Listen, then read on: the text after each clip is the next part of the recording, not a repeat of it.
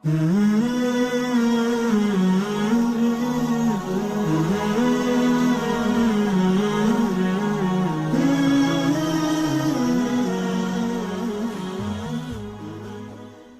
berlalu di dalam hidup ini masa, melainkan pada setiap masa yang kita lalui adalah bahagian daripada peluang yang diberikan oleh Allah.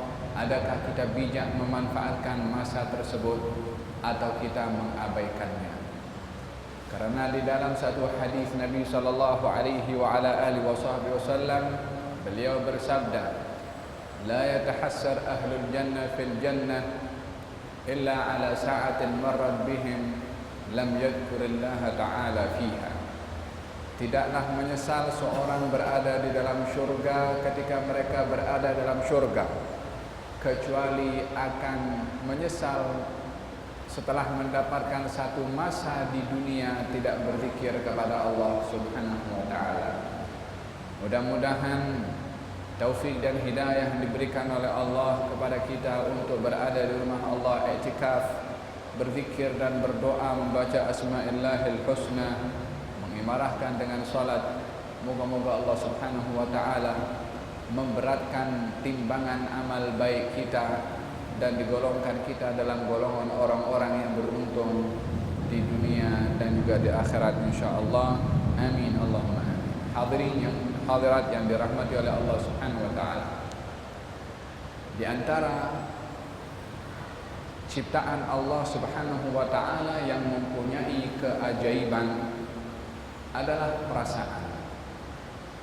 Perasaan identik dengan setiap insan yang mempunyai perasaan yang pelbagai.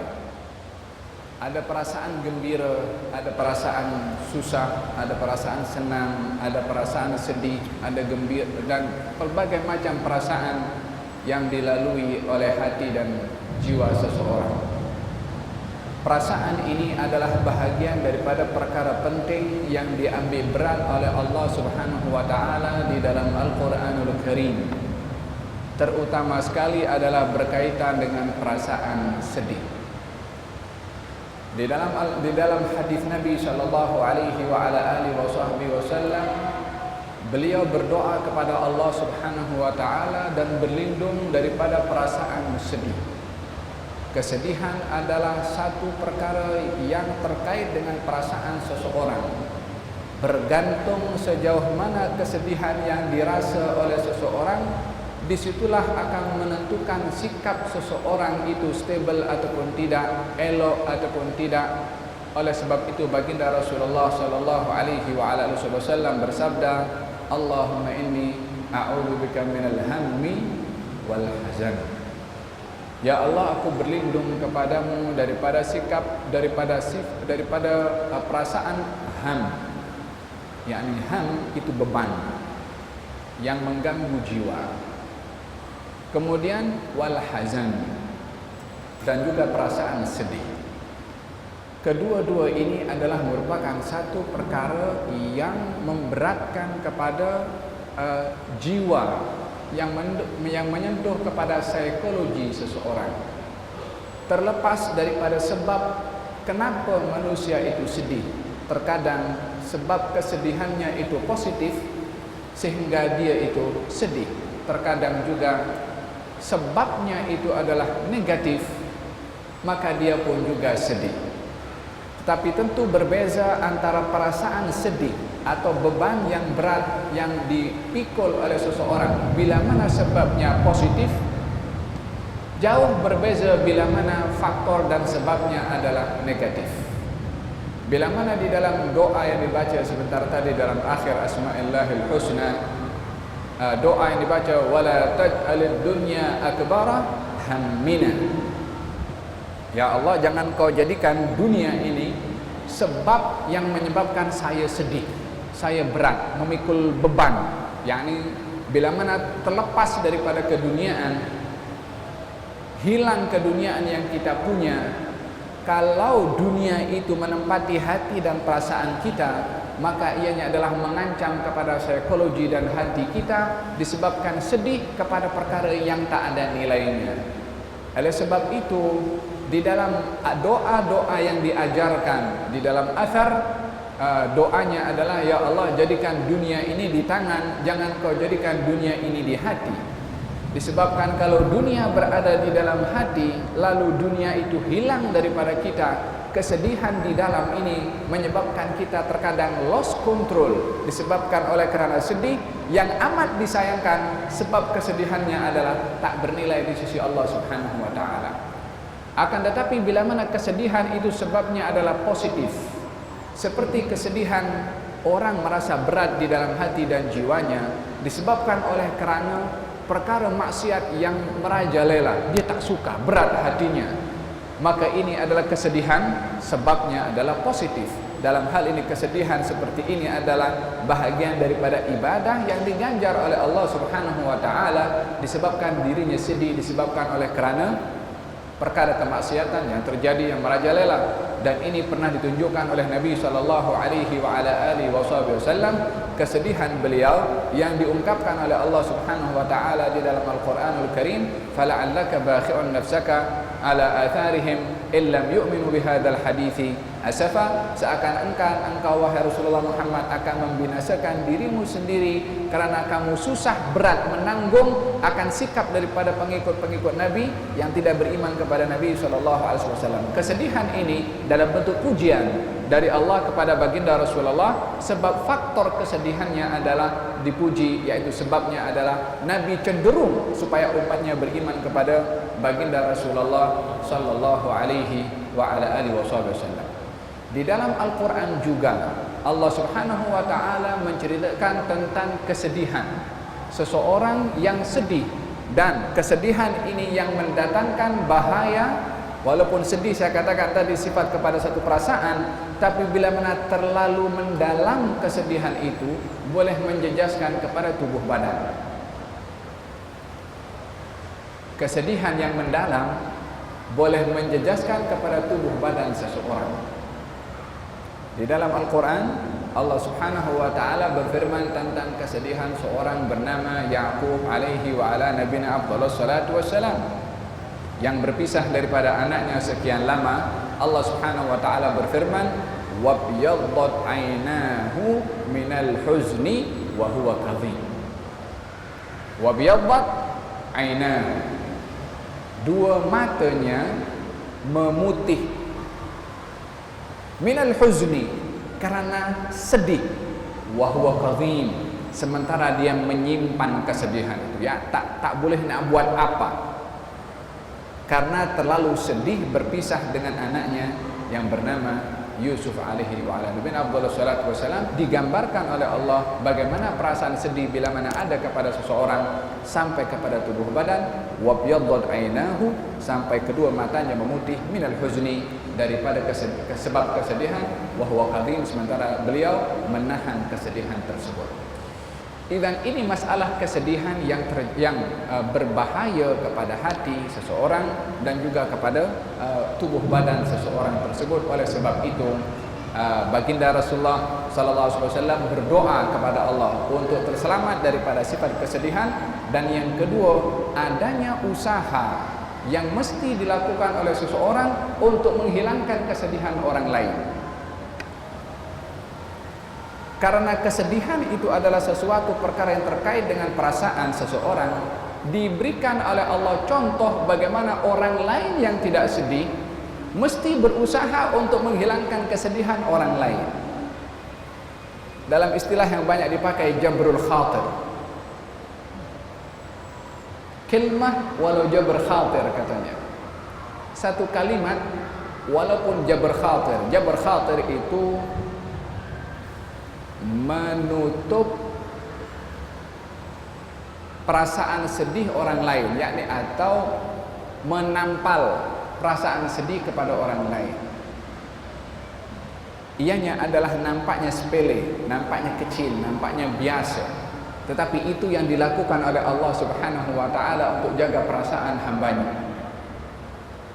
Kalau Allah sendiri menjaga perasaan hambanya, bukan bermaksud di situ Allah Subhanahu wa taala bertanggung jawab untuk menjaga perasaan hambanya, justru hamba itu yang bertanggung jawab untuk menjaga perintah dan larangan Allah Subhanahu wa taala. Tetapi Allah menunjukkan kepada hamba yang lain, bila mana tengok sahabatnya atau saudaranya sedih, supaya dihibur, dihilangkan kesedihannya, seperti mana Allah Subhanahu wa taala menghilangkan kesedihan hambanya. Di dalam Al-Quran Allah Subhanahu wa ta'ala banyak bercerita tentang masalah menjaga perasaan orang, perasaan hambanya sendiri. Di antara mereka yang sedih di dalam Al-Quranul Karim yang dikisahkan oleh Allah Subhanahu wa ta'ala, Siti Maryam. Dalam keadaan beliau hamil dan tidak bersuami, dan beliau menanggung satu bebanan yang berat, bagaimana akan berhadapan dengan penduduk kampung yang akan menyoal soalan yang dirinya tak boleh jawab. Hamil tanpa suami, dan akan terlintas dalam pikiran orang kampung perkara yang di luar yang halal dilakukan oleh Siti Maryam. Nak jawab macam mana? Maka dia mengatakan kepada berdoa dalam ungkapan doanya, ini pun ungkapan kesedihan yang diungkapkan oleh Siti Maryam kepada Allah Subhanahu wa taala.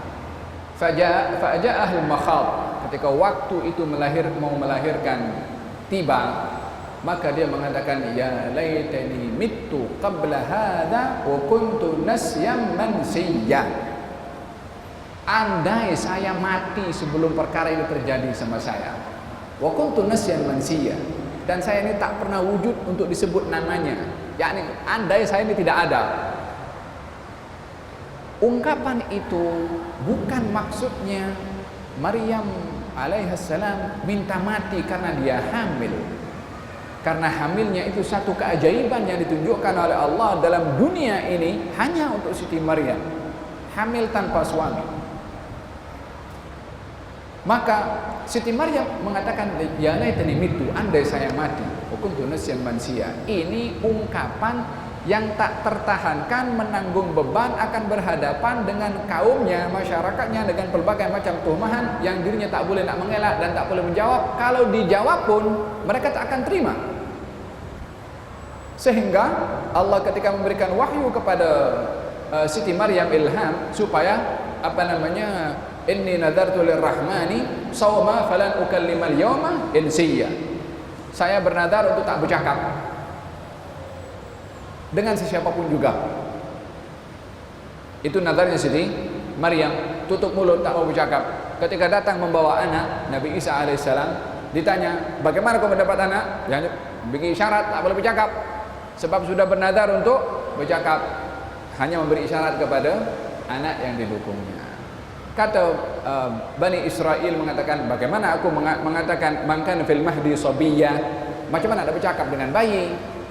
Baru di situ Nabi Isa alaihissalam yang masih didokong oleh Siti Maryam, qala inni Abdullah, saya adalah Abdullah.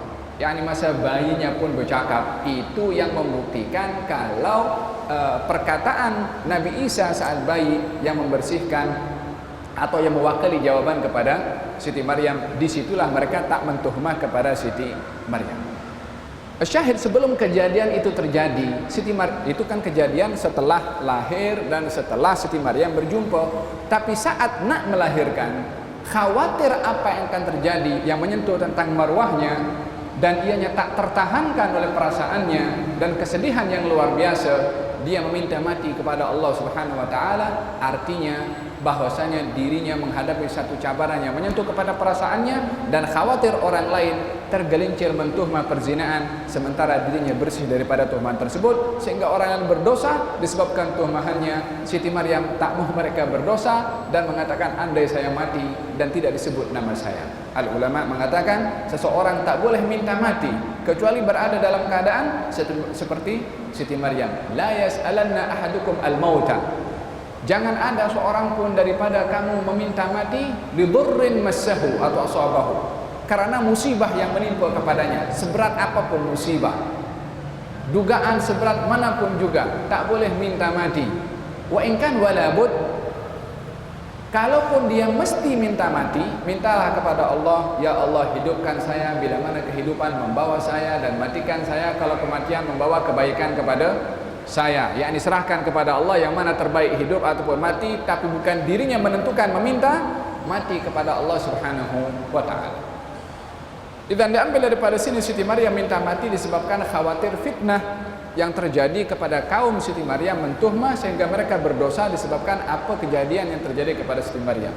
Fasyahid, kembali kepada pokok permasalahan, kesedihan yang terlalu berat ditahan oleh Siti Maryam sehingga meminta kepada Allah Subhanahu wa taala untuk agar supaya meminta mati kepada Allah Subhanahu wa taala. Maka Allah Subhanahu wa taala mengatakan kepada Siti Maryam, apa kata Siti Maryam? Apa kata Allah Subhanahu wa taala? Mengatakan kepada Siti Maryam, alla takhafi wa la tahzani. Jangan kamu takut dan jangan kamu sedih. Saat Siti Maryam itu kesusahan, sedih, Allah mengilhamkan wahyu kepada Siti Maryam, jangan kamu takut, jangan kamu sedih. Jangan takut apa orang akan kata, dan jangan kamu sedih akan mana berhadapan dengan mereka. Kami Allah yang akan jaga kepada engkau. Kalimat jangan takut, kalimat jangan sedih, itu bahagian daripada jabrul khatir, jaga perasaan seorang perempuan yang kesusahan menghadapi orang lain walaupun dirinya berada dalam keadaan benar dan suci.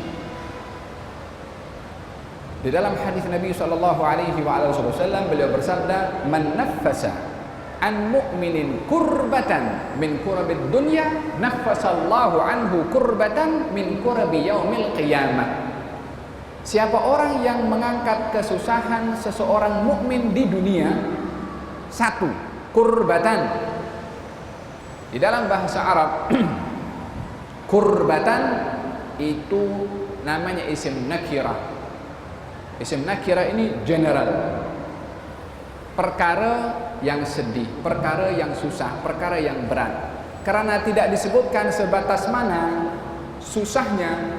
Yang namanya susah, apapun juga, kalau orang berusaha untuk menghilangkan kesusahan orang yang susah, apapun kesusahannya, maka dia akan mendapatkan balasan dari Allah untuk diangkat kesusahannya di akhirat. Dan tentunya kesusahan di akhirat berjuta kali lebih berat berbandingkan kepada kesusahan di dunia. Baginda Rasulullah SAW berusaha untuk mengangkat kesusahan anak kecil yang susah karena burung yang biasa dia bermain, burung nughair. Mati itu burung. Anas bin Malik punya adik namanya Kabsyah. Masih kecil Anas bin Malik waktu dibela oleh Nabi, umurnya 10 tahun lebih kurang. Ini adiknya, yakni masih kecil.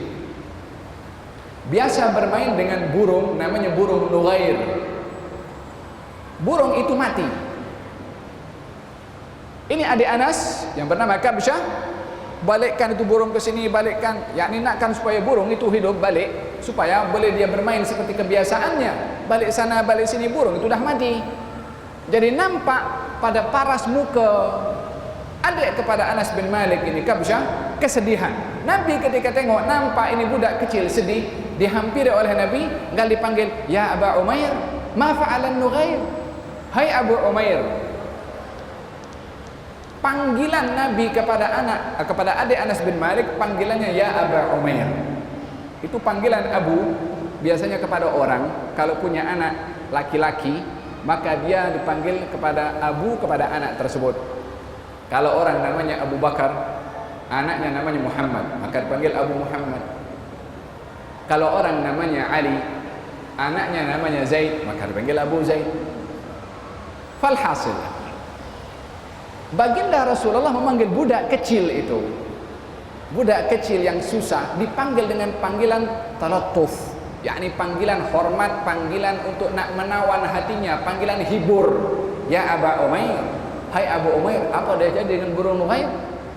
Kata Imam Syafi'i mengatakan, kalau saya ambil daripada hadis ini 50 manfaat daripada faedah yang boleh saya keluarkan, saya boleh keluarkan daripada kata-kata Nabi SAW kepada adik Anas bin Malik, ya Aba Umair, ma fa'alan nughair.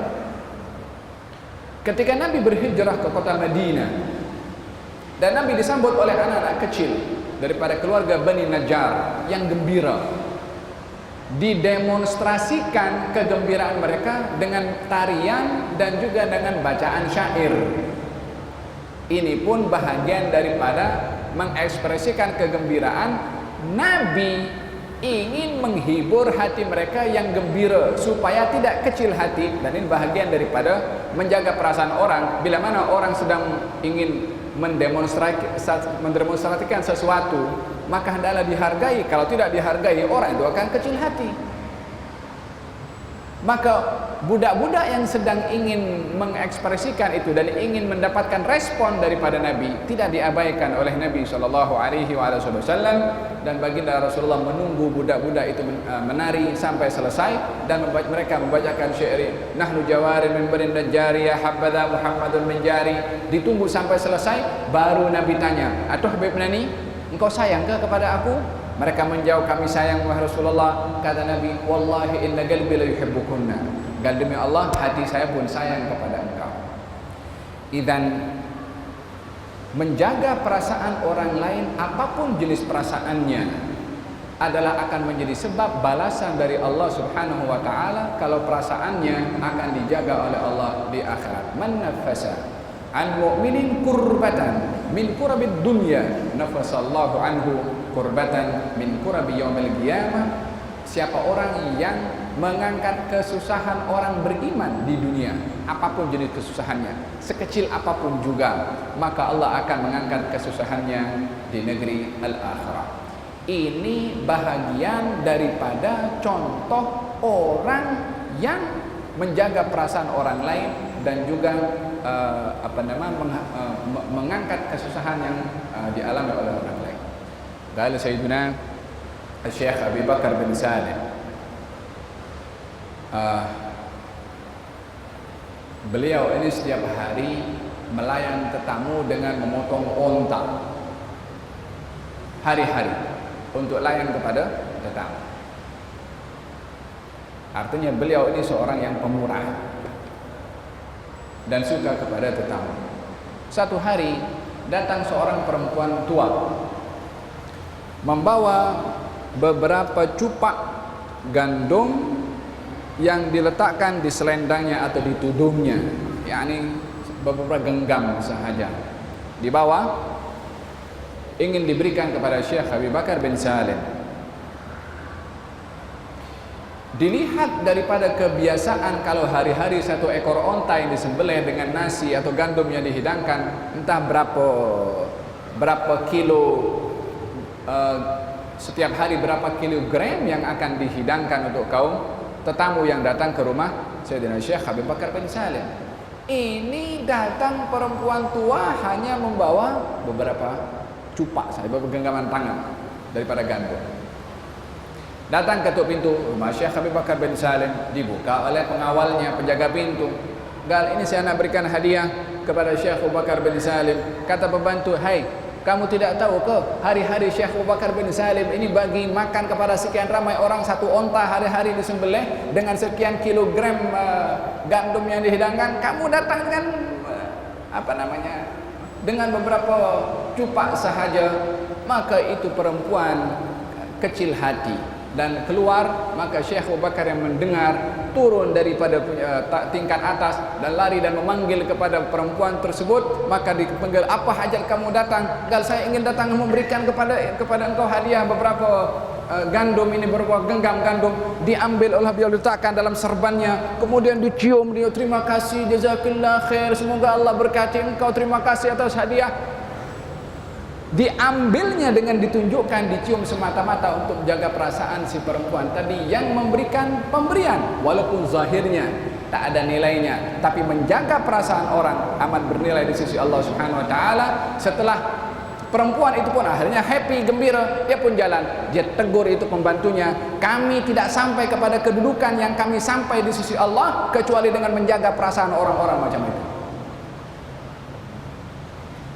Menjaga perasaan orang bahagian daripada satu karamah yang diberikan oleh Allah Subhanahu wa taala kepada hamba hamba yang beriman kepada Allah Subhanahu wa taala, man naffasa an mu'minin kurbatan min kurbid dunya naffasallahu anhu kurbatan min kurab yaumil qiyamah. Qal al-Imam Sayyidina Umar bin Abdurrahman al-Abbas, satu hari dia dapat cahaya mata. Kemudian datang orang daripada kampung ingin ucap tahniah. Lalu di sebuah rumah milik Badui. Badui itu tanya kepada rombongan yang datang, "Nak bagaimana?" "Nak pergi ke rumah Al-Habib Umar bin Abdurrahman al-Attas." "Lalu untuk apa?" "Lalu untuk mengucap tahniah karena mendapatkan cahaya mata." Kata Badui itu mengatakan, "Saya punya keledai juga punya anak semalam. Kamu tak nak ucap tahniah juga kah?" Rombongan ini pun geram juga, tapi karena Badui yang bercakap idza khatabahumul jahiluna qalu salama, maka ditinggalkan. Jumpa dengan Al-Habib Umar, Imam Umar bin Abdurrahman al-Attas, jumpa dengan beliau, nampak mereka punya percakapan macam tak sedap, yakni ada something yang tak kena. Al-Habib Umar waktu itu buta, tapi perasaannya tajam. Maka dia bertanya, apa dah jadi, macam nampak sesuatu yang tidak kena kepada kamu. Akhirnya diceritakan oleh ketua rombongan itu. Kata beliau mengatakan, kalau aku gembira dengan anak aku, dia gembira dengan anak keledainya, jom kita pergi sana, kita ucap tahniah kepada orang itu keledainya dapat anak. Pergi di bawah rombongan itu ke rumah Badui itu, kan saya mendengar keledai kamu dapat anak, tahniah atas kelahiran anak keledai. Akhirnya orang itu pun akhirnya malu dengan sikap Al-Imam Umar bin Abdurrahman al-Attas, yang akhirnya dia kembali menjadi murid dan hormat kepada Imam Umar bin Abdurrahman al-Attas. Dan ini akhlak berhadapan dengan orang-orang yang terkadang memerlukan kepada kita menjaga perasaan orang lain, seperti mana ditunjukkan oleh as-salihin daripada warathah pewaris Nabi sallallahu alaihi wa ala alihi wasallam. Di antara bahagian daripada menjaga perasaan orang, bila mana diberi hadiah, jangan menganggap kecil hadiah itu walaupun zahirnya tidak bernilai. Seperti mana Syekh Abu Bakar bin Salim tadi. Kalau satu hari baginda Rasulullah di rumah datang Ummu Salamah, saya ingat. Kemudian bertanya, ada roti, ada makanan? Gal ada roti kering, katanya. Ada lauk? Gal tidak ada kecuali cuka. Nabi menjawab, ni'mal idamu al-khallu. Sebaik-baik lauk itu adalah cuka. Istri Nabi waktu itu malu nak bagi tahu tak ada lauk. Tapi karena yang ada hanya cuka, malu untuk menyebutkannya, maka diberitahukan lauknya tak ada kecuali yang ada cuka. Diakhirkan kata-kata itu karena malu untuk tak nak bagi tahu macam mana, nak bagi tahu macam mana. Nabi ingin menjaga perasaan istrinya walaupun lauknya itu hanya cuka. Nabi bersabda, nikmal idamu al-khallu. Sebaik-baik lauk itu cuka. Tak mahu melukai perasaan istrinya walaupun tak ada makanan yang boleh dihidangkan untuk Nabi sallallahu alaihi wasallam. Belajar daripada kisah ini, bila mana kita dihidangkan makanan di rumah, garam kurang, kopi kurang gula, apa saja hidangan yang dihidangkan, bila mana tidak sempurna, ambil pengajaran daripada Nabi menjaga perasaan orang rumah. Ni'mal idamu al-khallu, sedap makanan ini walaupun rasanya kurang. Bahagian daripada jabru al-khatir, bahagian daripada menjaga perasaan orang lain. Hadirin dan hadirat yang dirahmati oleh Allah Subhanahu wa taala. Yang lebih utama di dalam menjaga perasaan adalah bila mana orang itu ada kedudukan di sisi Allah Subhanahu wa taala. Menjaga perasaan orang yang ada hak lebih kepada kita. atau menjaga perasaan orang yang ada kedudukan di sisi Allah Subhanahu wa taala, daripada kalangan ulama, daripada kalangan para aulia, ataupun daripada orang-orang yang ada hak langsung kepada kita seperti orang tua kita. Di dalam Al-Qur'anul Karim Allah Subhanahu wa taala mencontohkan kedua-duanya, menjaga perasaan orang yang ada kedudukan di sisi Allah dan menjaga perasaan orang yang ada hak langsung kepada kita, yaitu orang tua. Sebagai penutup daripada dua perkara ini yang saya sebutkan yang ada di dalam Al-Qur'anul Karim, Allah Subhanahu wa taala mengkisahkan seorang ibu yang melahirkan anak laki-laki yang risau anaknya akan dibunuh disebab pemerintah waktu itu mengeluarkan arahan untuk membunuh semua bayi laki-laki. Tentunya ini pada zaman Fir'aun yang memberikan arahan agar supaya bayi laki-laki daripada Bani Israel untuk dibunuh secara keseluruhan, disebabkan mimpi yang dilihat oleh Fir'aun akan adanya bayi laki-laki yang menyebabkan runtuhnya kerajaan Fir'aun. Wa yamkuruna wa yamkurullah wallahu khairul makirin. Mereka ingin berusaha menipu kepada apa yang sudah ditentukan oleh Allah. Allah akan mengembalikan tipuan mereka kepada leher mereka sendiri. Fir'aun yang berusaha untuk membunuh kepada semua anak laki-laki daripada kalangan Bani Israel karena khawatir kerajaannya itu runtuh, ternyata orang yang menjadi sebab runtuhnya kerajaan Fir'aun dibela oleh Fir'aun sendiri di rumahnya. Idzan waktu itu Nabi Musa alaihissalam ketika dilahirkan oleh ibunya risau, dan ini bahagian daripada perasaan sedih, dan tidak ada kesedihan yang lebih menyedihkan daripada bagaimana kesedihan orang tua kehilangan anaknya. Ianya adalah lebih berat berbandingkan anak kehilangan orang tuanya. Allah Subhanahu wa taala mengilhamkan kepada ibu Nabi Musa, anqdhifihi fil yam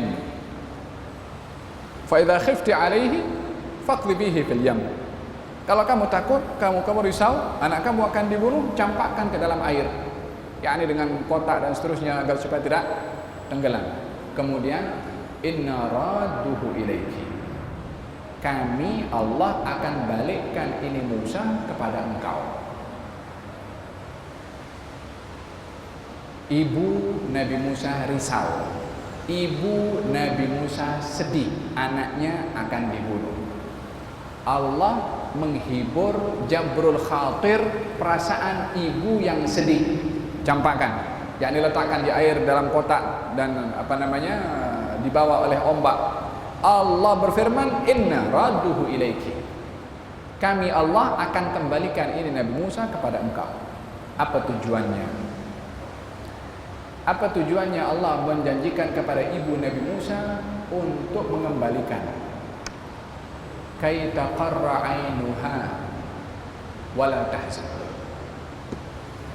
Kay taqarra 'ainuha wala tahzan, agar supaya taqarrul 'ain, al-qarru al-'ain, qurratu 'ain, itu taqarrul 'ain, qurratul 'ain sama.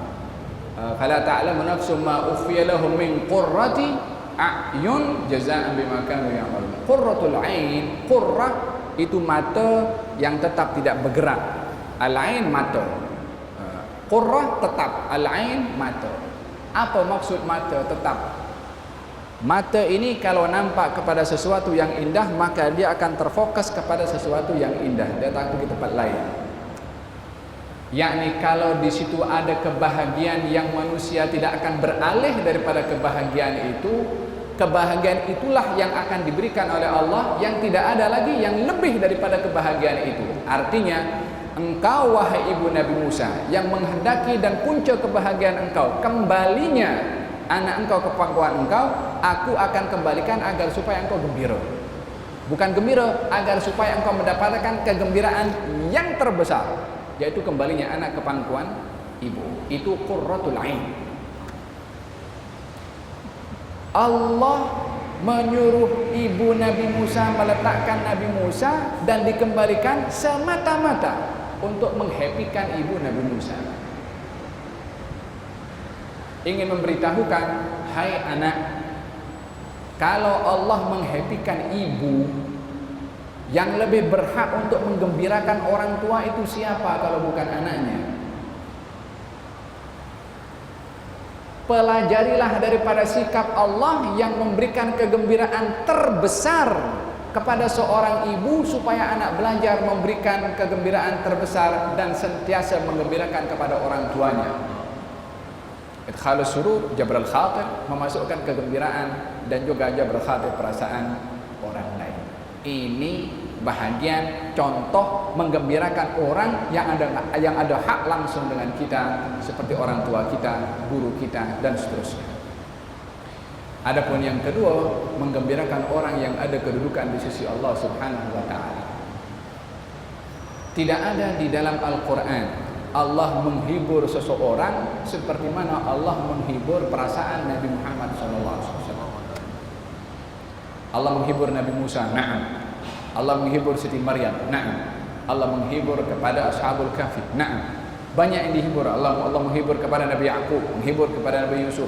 Tapi tidak ada hiburan yang diberikan oleh Allah Subhanahu wa taala kepada seseorang daripada para anbiya dan rasul seperti mana diberikan kepada junjungan Nabi Muhammad sallallahu alaihi wa ala alihi wasallam, yang dipantau oleh Allah Subhanahu wa taala perasaannya sebelum terungkap pun juga akan diberi sebelum diminta oleh Nabi sallallahu alaihi wa alihi wasallam.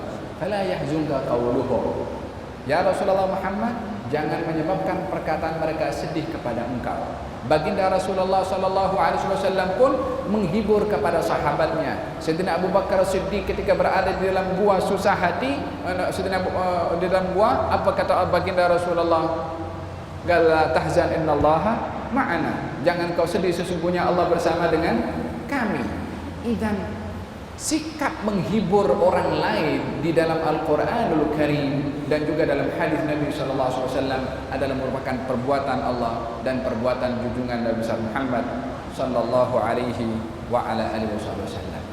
Kalau seseorang menghibur orang biasa, itu akan diberikan ganjaran yang besar oleh Allah Subhanahu wa taala. Tapi kalau menghibur kepada orang yang ada kedudukan di sisi Allah Subhanahu wa taala, ganjarannya adalah lebih besar, lebih-lebih lagi bila mana yang dihibur merasa happy dan mendoakan kepada yang menghibur. Ada satu orang di zaman baginda Rasulullah SAW membuat satu tindakan yang bikin Nabi happy, bikin Nabi gembira. Siapa di antara mereka? Salah seorang daripada mereka, Abdullah bin Abbas, yang menyediakan bekas berisi air untuk Nabi berwudu di waktu malam, tak perlu keluar daripada rumahnya. Nabi ketika nampak tanya, siapa yang buat? Gal Abdullah bin Abbas. Nabi gembira. Kata Nabi, Allahumma faqihhu fid din wa 'allimhu ta'wil. Dapat doa yang doanya dikabulkan oleh Allah sehingga beliau menjadi orang yang terkemuka daripada ramai para sahabat. Yang kedua, Abu Ayyub Al-Ansari satu hari menjaga kemah Nabi SAW sebagai pengawas. Setelah Nabi bersabda, semua kamu kembali ke kemah masing-masing, Allah sudah jaga saya daripada bahaya orang-orang kafir. Dalam peperangan, Nabi suruh balik, tidur di kemah masing-masing, tak perlu dijaga sebab Allah sudah menjaga saya. Kecuali Abu Ayyub Al-Ansari, kecuali seorang sahabat Nabi SAW yang menjaganya. Kemudian Nabi ketika keluar daripada kemahnya bertanya kepada sahabat itu, kenapa kamu tidak balik ke kemah kamu? Katanya, ya Rasulullah, saya menjaga bukan sebagai pengawas tapi sebagai khadim pembantu. Barangkali malam kau perlukan sesuatu, saya akan berkhidmat untuk engkau. Nabi bertanya, salmi, happy? Kalau tengah mood itu elok, ambil peluang. Kalau dah sejuk, lain cerita nanti. Gal satu hari baginda Rasulullah SAW satu hari baginda Rasulullah SAW dapat kabar gembira dari Allah Subhanahu wa taala bahwasanya ada 70.000 daripada umat Nabi masuk surga tanpa hisab. Maka Nabi gembira. Waktu itu seorang bernama Uqasyah mengatakan, ya Rasulullah, doakan saya salah satu daripada mereka yang masuk surga tanpa hisab. Mood tengah elok, kata Nabi, anta minhum, kamu daripada mereka. Dah lama sikit satu orang datang, "Ya Rasulullah, doakan saya juga." Gal sabagaka Ukasha. Ukasha sudah mendahului engkau. Waqad barudatid da'wah. Doa sudah sejuk, tadi tengah hangat. Kalau ambil peluang sama masa itu dapat. Oleh hal dalam Nabi mengatakan siapa orang yang mempunyai tiga anak perempuan dididik dengan betul, maka tiga anak perempuannya itu akan menjadi penghadang kepada orang tuanya daripada api neraka. Satu kabar gembira. Maka satu orang mengatakan, "Ya Rasulullah, kalau dua?" Kata Nabi, "Dua pun." Masa itu tak ada yang tanya satu. Kalau ada yang tanya dapat juga satu, tak ada yang soal. Idzan hakadha Rasulullah sallallahu alaihi wasallam qal ana al-ghasim wallahu yu'ti.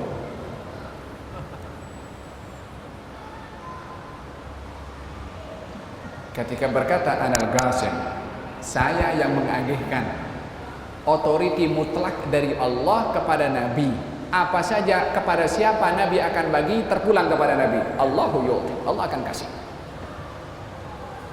Apa katanya? Umdud atau amsik bighairi hisab.